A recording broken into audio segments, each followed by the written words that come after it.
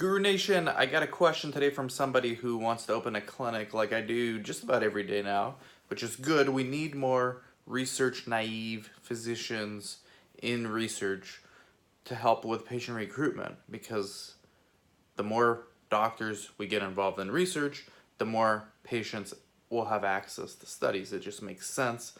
It's the entire thesis of my CRO, so that's why we try to help people who really are serious about it get started with opening up their own research clinics. I got a question from someone who, they keep asking in 1,000 different ways, do you need a lot of funding to start? And the answer is no, you don't need any funding really, other than paying for your own living expenses, because you're not going to make money for at least 6 to 9 months.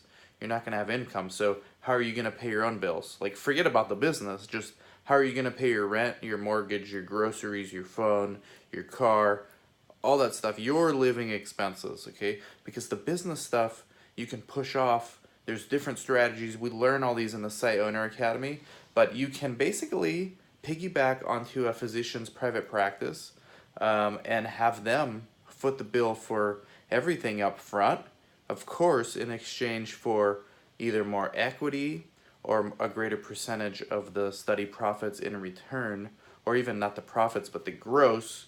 Again, there's no rules. It's all based on what you can negotiate, and it's all, of course, you got to follow state, local, federal laws in regards to physician payments. But if they're investigators and sub-investigators, and they're doing what's considered fair market value, you're allowed to pay them, which leaves a whole bunch of wiggle room. And I'm no attorney, but if you want to be on the safe side, get an attorney to help you structure this all. Leaves a whole bunch of wiggle room for you to negotiate. So rent, okay, upfront rent. If the PI has their own office space, you don't need to pay rent. You can pay it on the back end when you start making money from the studies. Coordinator, you're going to be the coordinator, or you can use the physician's existing staff to help. Like medical assistants are great for drawing blood, doing EKGs, processing blood. Of course, you got to train them, but these are all free. You can do all the trainings for free. GCP, IATA, NIH, those are the free training links you can find online. Just Google. You can also email me or text me, and I'll send you those links for free. What's another expense? That's really the big ones, is salary and rent, and then the PI fee, which you can negotiate all on the back end after you receive payment from the sponsor. Overhead, right? So papers, office supply, equipment, these are all things the physician should already have. So again, you don't need much money to get started in research clinic. What you need is a lot of patience in terms of resiliency, but also in terms of patience you can enroll in the study.